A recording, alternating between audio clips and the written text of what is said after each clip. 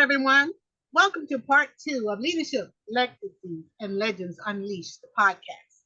Part two with Chief Springs, a Vietnam veteran, 50 plus years in law enforcement. And on top of that, there are so many veterans out there who are lost, been working on getting those benefits for years, and they just don't know what to do. There's some, you can have one sitting beside the other, and one has their benefits, the other one does not. You have people that are just tossed to and fro. But this gentleman, Chief Springs, is on a mission, and he never charges y'all. He never charges. But we're going to make sure we get some grants and some sponsorships and some things so that we can get together and help veterans find their way and get the benefits they deserve. So, Chief Springs, welcome to part two, all about veterans. And you are a veteran. Tell us about those military years, or tell us about things that gave you such a compassion and a heart's desire to help our veterans. Well, when I graduated from high school, I really wanted to go to college, but I decided that it was better for me to go into the military. So I went in the Marine Corps. And after graduating from boot camp, they sent me to cook school. And I was so upset about that. And I couldn't figure out, why are you sending me to cook school? I want to be in combat with the rest of these guys. The drill instructor informed me that the reason we send you to cook school is because you got high math scores. Now, if you think about it, how many people do you know that can take a recipe that is geared for 100 portions and make that recipe for 2,500 men? Wow. You got to know the math. Got to know the math. And I got good at it. Woo! And so I enjoyed two meritorious promotions in Vietnam. The first meritorious promotion was to corporal, and the second meritorious promotion was sergeant, and I did that in 30 days. Wow. They promoted me twice. Whoa. 30 days. Now, I want you to understand why it's important for me to let you understand what happened while I was in Vietnam. I saw a lot when I was there, but I never realized that something happened to me while I was there. I let that pass. Now, I want you to think about this. I was in Vietnam in 1968. Get a calendar, or you go through your Google and Google 1968 and look at the events that occurred in 1968, and then you will understand why I'm saying what I'm saying about being a veteran who was in Vietnam and being Black in Vietnam in 1968. And the only hint I'm going to give you is Dr. Martin Luther King. Now, you veterans out there, you got benefits. When you went into the military, they promised you that if you serve your country with honor and something happened to you as a result of that service, we're going to take care of you. But how many veterans are out there don't understand that promise and don't hold the Veterans Administration accountable for that promise? You can't promise a veteran something and then turn around and send him through so many hoops that he just gives up and quit. Yes. I've been doing this for 11 years. I've been certified as a service officer under the DAV, right, under the VFW, and under the American Legion. Those three organizations I worked in as a service officer. The reason I did that was because I needed to understand how some people could get benefits and other people could not. What was stopping the guy sitting next to me not to have any benefits, and I'm sitting there with 100%? And the reason I'm 100% is because I've been and got those certifications, because I understood the system. There are veterans out there who don't know the system. They don't know what to say. They don't know how to say it. They don't understand the conditions, and they can't articulate those conditions. Somebody needs to help them. You think about the number of veterans who's suffering from post-traumatic stress disorder, Iraq, Vietnam, and other branches of the military, and being in combat situations, don't understand what post-traumatic stress is. Correct. Well, I'm just going to give you a brief class on PTSD. Okay. Post-traumatic stress has two parts. The first part is what they call stressors.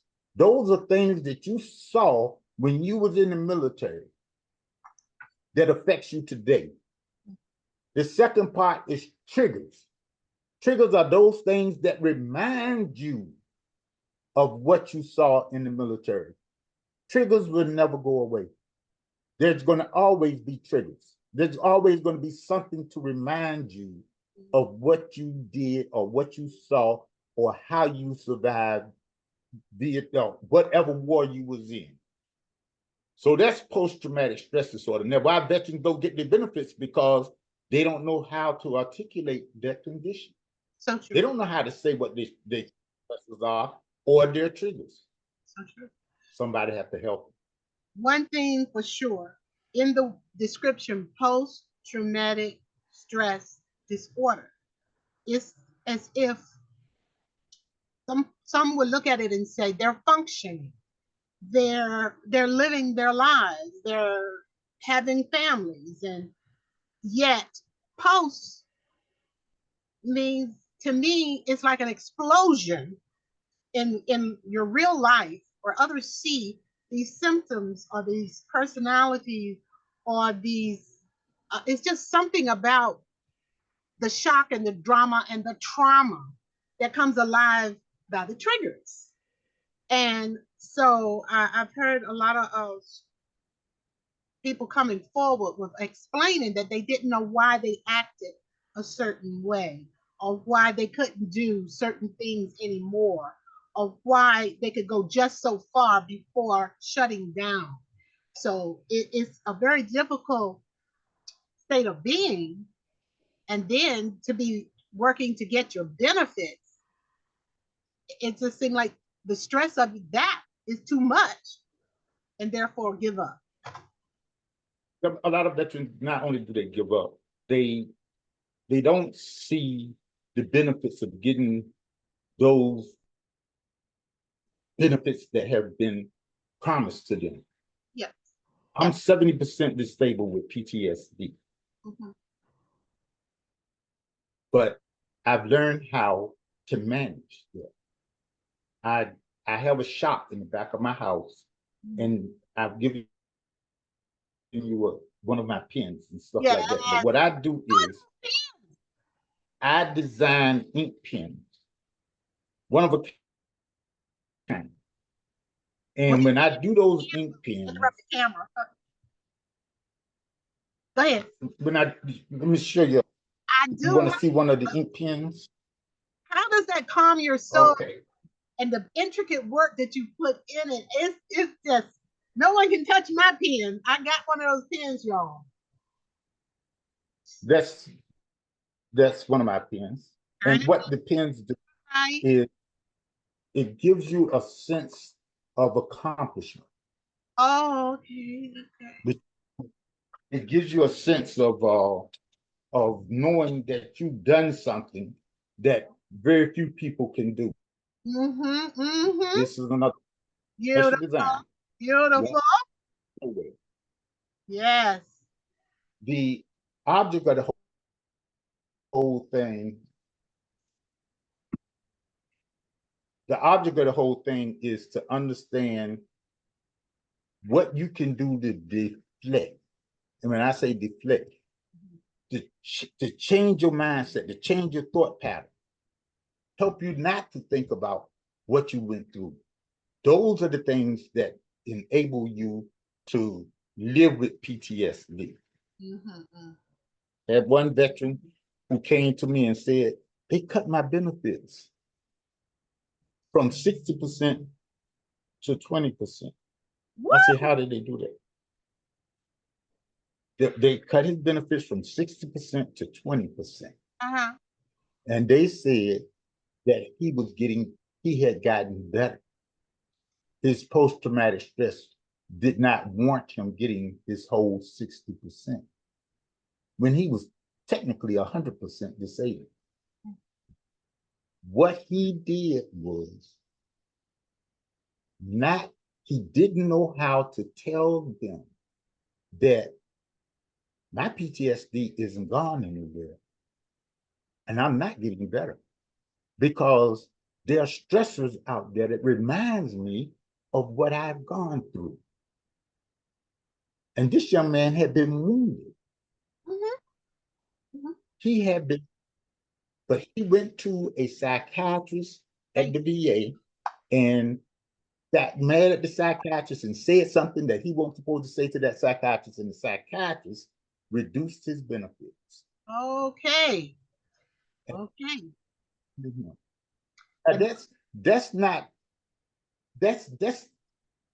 that happens all, and it's all because we as veterans don't hold the Veterans Administration accountable for those conditions that we suffer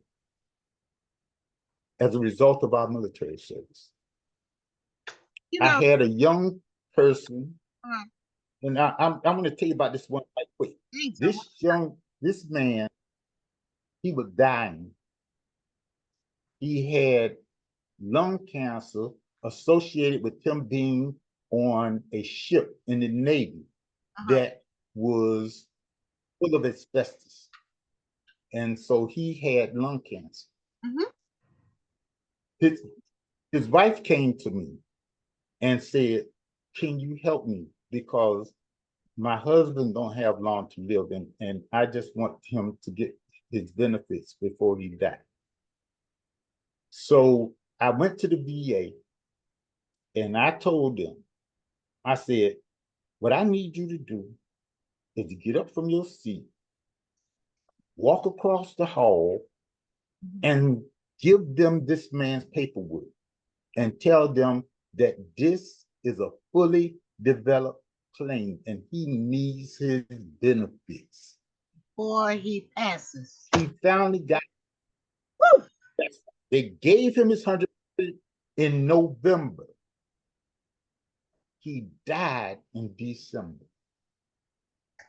Yeah, that kind of it touches you, it catches you right here. You know how it feels to see somebody fight for their benefits and die before they get them. Whew. That's the important thing. It's veterans to got to keep fighting. Therefore, that is the initiative number 2 we were talking about. How can we get in front of several veterans who are confused or lost or not receiving full or any benefits, who don't know what to do? This is what Chief's focus is, to help those who don't know what to do.